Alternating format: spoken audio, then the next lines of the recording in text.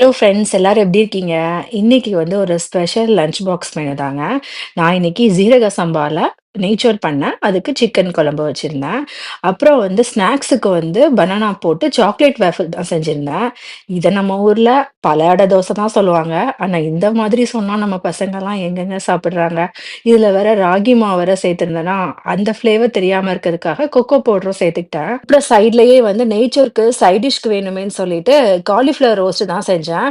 இது ரொம்ப ஈஸிங்க. சும்மா மசாலா, அதிலேயே எண்ணெய்லாம் ஊத்தி, லைட்டா தண்ணி வந்து ஊத்திட்டு அப்படியே மூடி வச்சிரலாம். தண்ணியெல்லாம் வத்துனதுக்கப்புறம் ரோஸ்ட் மாரி ரெடி ஆயிரும். தோசை கல்ல ஊத்துனது வந்து என்னோட ஹஸ்பண்ட்க்கு. ஏன்னா, அவங்களுக்கு வந்து நம்ம ஊர் ஸ்டைல்ல பல அடை தோசை மாரி சுட்டு குடுத்தா தான் அவங்க விரும்பி சாப்பிடுவாங்க. ஆனா, பசங்களுக்காக மட்டும் நான் இந்த வேஃபில் மேக்கர்ல ஊத்தி வேஃபில் மாரி செஞ்சு குடுத்துட்டேன். எப்போதுமே வந்து சிக்கன் குழம்புல உள்ள சிக்கனுக்கு வந்து போனெல்லாம் எடுத்துட்டு பீசஸ் மட்டும் தான் வச்சு குடுப்பேன். ஆனா, இந்த தடவ வந்து ஹஸ்பண்ட் வந்து போன்லெஸ் வாங்கிட்டு வந்ததுனால நான் அப்படியே வச்சுட்டேன். அப்புறம் இதாங்க காலிஃப்ளவர் ரோஸ்ட். ரொம்ப நல்லாருக்கும். ரொம்ப சிம்பிளாவும் இருக்கும். டேஸ்ட்டாவும் இருக்கும். இத நான் வந்து அவனுக்கு சைட் டிஷ்க்கும் வச்சாச்சு. அப்புறம் நான் ரெடி பண்ணி வச்சிருந்த அந்த ராகி மாவுல செஞ்ச பனானா சாக்லேட் வேஃபிலையும் வச்சு பேக் பண்ணியாச்சு.